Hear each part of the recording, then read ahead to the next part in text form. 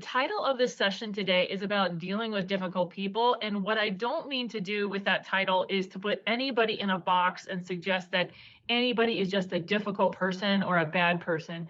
What I more am talking about is people that are difficult for us for whatever reason, because of the behaviors that they may engage in. Understanding that law practice is often very emotional, very intense, confusing, long lasting, that these kind of problems can go on for a long time and become a problem. And it really is important for lawyers to try to maintain steadiness and some semblance of objectivity throughout. So that's what the intent of this session is really about today. I'm actually a practicing attorney, but I also teach mindfulness and compassion. I have founded a blog and written a book about mindfulness strategies that I'll talk about at the end.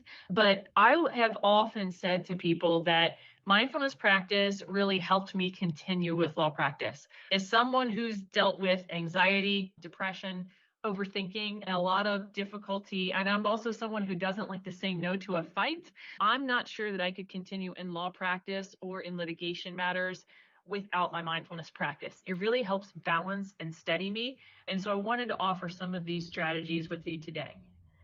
So what we're going to do today, the overview is honestly not that complex here. I want to briefly set up the problem and help you understand some of the context with the behaviors that may come up that are perceived as difficult to practice.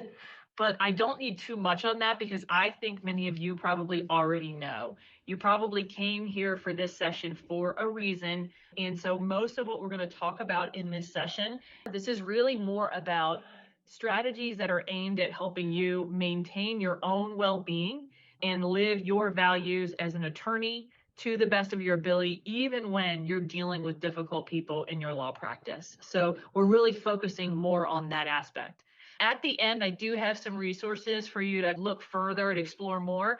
And then there's Q&A, but feel free if you like to use the Q&A function to ask any questions throughout. So the problem of difficult behaviors that lawyers experience, this slide gives you a buffet, if you will, of the kinds of behaviors that many lawyers may experience in law practice.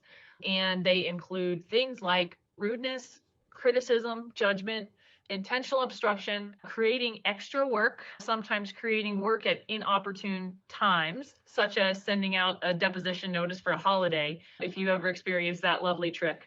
They also